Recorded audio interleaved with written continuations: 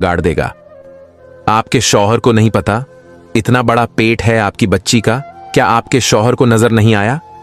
मेरी बात सुनकर वह अपने आंसू पोंछते हुए बोली, नहीं, वह तो यही समझते हैं कि इसके पेट में पानी भर गया है या इसे कोई इन्फेक्शन हो गया है।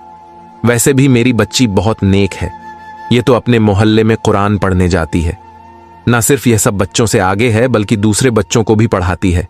मेरा मतलब है अपने से छोटे बच्चों को पढ़ाती है। इसे कुरान पाक बहुत अच्छे से याद है। इसी वजह से मेरी बेटी पर कोई कभी ऐसा इल्जाम नहीं लगा सकता। और वैसे भी अभी तो इसकी बहुत छोटी उम्र है, अभी तो यह इसका बचपन है।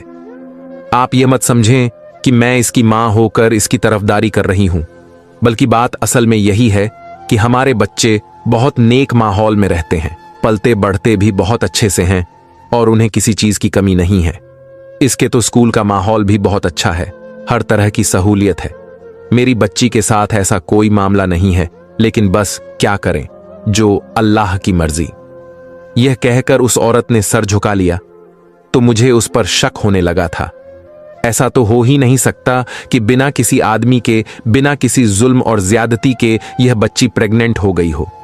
किसी ने तो कोई जुल्म किया होगा, नहीं तो इसकी मां से लापरवाही हुई होगी, तभी तो इस बच्ची का यह हाल है। मैंने अपने दिल में सोचा। मैंने देखा कि उसकी मां मुझसे नजरें चुरा रही थीं। ऐसा लगता था कि उसकी मां मुझे पूरी बात बताना नहीं चाहती। मैंने उससे कहा, आपको बच्ची की सोनोग्राफी तो करवानी ही होगी, तभी मुझे पता चल सकेगा कि आपकी बच्ची का कौन सा महीना है और उसका कौन सा इलाज किया जा सकता है। वह औरत सोनोग्राफी करवाने पर राजी हो गई। उसकी बच्ची को मैं सोनोग्राफी वाले कमरे में लेकर जाने लगी तो औरत बोली, डॉक्टर साहिबा, मैं भी साथ चलूंगी। ऐसा लग रहा था कि वह औरत बच्ची को अकेले मेरे साथ नहीं भेजना चाहती थी। शायद वह यह नहीं चाहती थी कि उसकी बच्ची मुझसे कोई बात कर ले। मुझे अजीब तो लगा, लेकिन प्राइवेट क्लिनिक में लोग ऐसे ही नखरे करते हैं।